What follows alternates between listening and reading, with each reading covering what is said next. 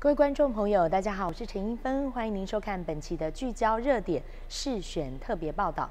今天请到一个非常重量级的这个嘉宾来跟大家分享他的政见。当然，我想很多观众朋友应该对他都非常的熟悉。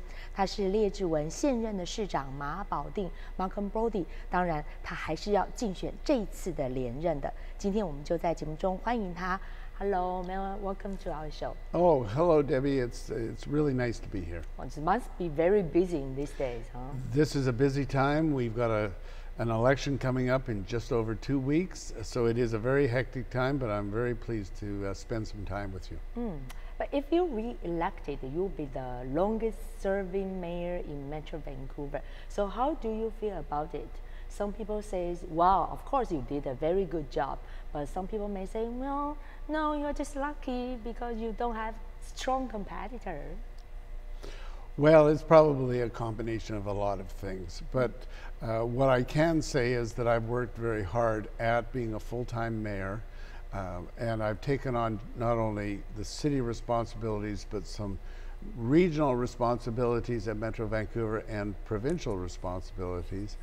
So I've worked very hard, but my ambition is to make Richmond a better place in which to live. And I think that we've done, people in Richmond have done a very good job, but let's make it better. So many issues need to be addressed. Yep. So what's your priority to do in your new term? Well, the issues that we are talking about mostly, first of all, we have the issues of affordability, particularly around housing and how we deal with that. Cannabis is a big issue because, you know, the whole world of cannabis is changing this month, just in a couple weeks before the election. Yeah. And so Richmond has been dealing with that. Traffic and congestion is always a big priority. Community safety, keeping our taxes low, protection of farmland. Those are the kind of issues that I will focus on.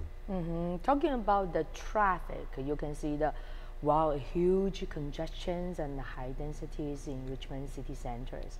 So how are you going to divert the population to other areas like the Burnaby? They do have the Metrotown, Brentwood centers, the different areas. So can we do the similar plan in Richmond? Well, you go back over 20 years, well before my time on council.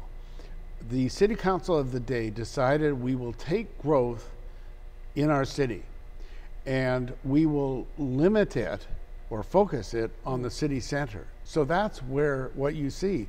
It is focused on the city center, and we will make the higher density also focus their transportation needs on public transportation with the rapid transit. So the plan has unfolded with the Canada line. We're also densifying along the main streets, which are close to public transportation. So a lot of the answer comes from trying to get people out of their cars, make their people less car dependent, get people out of their cars and onto public transportation. And I think a lot of it has worked. Another thing we're doing, and again, we've been working on this for years, all around the city center, if you go down number 3 road, it can be very congested. We've been developing the roads around number 3 road. So it's called the ring roads, which is a concept certainly in China that they've heavily developed. So we are extending Lansdowne, so you can go right from the Garden City lands to the Oval right along Lansdowne Road. We're extending Minoru, we're extending Cedar Bridge, we're extending the right-of-way to extend River Road on the old railway right-of-way right from Gilbert to Cambie. So that's another aspect of the transportation challenge. Is there any idea or is there any future plan to extending the SkyTrain? Or because we see the new rules on the Broadway and the service center? When Canada Line was built, one of the main factors was that it had to be able to be extended past where it stops. So you can have a line that either could go out to the Riverport area or a line that goes to the Steveston area. Of those two, I tend to think that the first one to be built would be the one to Riverport, because then it would go across whatever they do to replace the Massey Tunnel or to revamp the Massey Tunnel. That'll have space for public transportation. So put whatever it is onto the new tunnel or the new bridge, whatever is going to be there. So I think that would be the route rather than going to Steveston.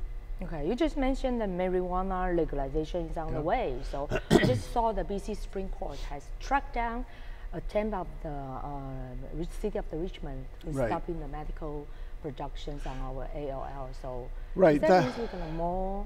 Well, that was a situation where there was various factors in how they applied for the permit and how that unfolded.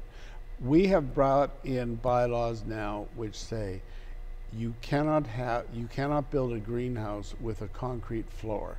And that's, for the big greenhouses, that's what they want, is a concrete floor. And we don't like that, a concrete floor, because it ruins the farmland for ever putting crops back in the soil. So that is one thing we have done on cannabis. Another thing you may have, or you may remember, is that we have said we don't want the cannabis retail stores in our city. So, you know, so not at all? We can't prevent someone from having a legal amount of marijuana on their possession or using it where it's appropriate. But what we can do is say we're not going to have the cannabis retail stores here. So if you want to get cannabis, you'll have to go to Vancouver, or you'll have to order it online or something like that. But you're not going to be able to go into a store here in Richmond. Okay. And talking about the community safety issue. Yes. So many people just worry about the break-in surge. Right. So how are you going to prevent it? Debbie, that is something that will happen from time to time. It's a very worrisome situation and very important. I want to make that very clear. I remember a few years ago, we had a surge of break-ins in the Hamilton area. See, all you have to have are a small number of people that focus on a particular area of your city, and the break-ins, they surge. I can tell you that the RCMP have put a big priority on dealing with that issue, and the simple answer is you pay attention to it. We have as a city council, and the RCMP certainly have as well. So you got 100% confident of RCMP? Or you have rethink about to build our own city police? That's an interesting question. We went through about a 2 or 3 year process where we said, we are happy with the local detachment, but we have a lot of issues with the RCMP for the province and back in Ottawa. So we took a look at it and we said, what do we want for the future? Look out 20, 30, 40 years. Do we want the RCMP? Do we want our own police force? We ultimately came down to the fact that if you have your own police force, there are advantages to that, but it doesn't give our city council overall control except through the budget. City council has to approve the budget, but your own police board, normally you have your mayor sit as the chair of the police board. You may have one other city council member on it. The rest of the people are from the community, either locally appointed or provincially appointed. So the way it is right now, we have a community safety committee. There's a councillor on that. There's a total of 5 city councillors on that group, and the RCMP give reports to that group, and it's a public process as well, so members of the public can come in and take a look at it. We decided that we were better off to stay with the RCMP even before we looked at costs. And then if you look at costs, depending on a lot of different factors, the one-time transition cost was going to be somewhere between $15 and $30 million, plus it would add $3 to $5 million per year to the budget. So when you look to the cost, it became prohibitive. So I believe that the RCMP, certainly for the foreseeable future, is the way to go. Do you believe there's racial discrimination against Chinese people in our city? How are you going to make the city more harmony? Well, I think it's a matter of cultural harmony as opposed to so much to discriminate. I mean, you can find instances where people don't like each other for cultural reasons, and it goes both ways. I think we need to do what we can to promote cultural harmony in our city.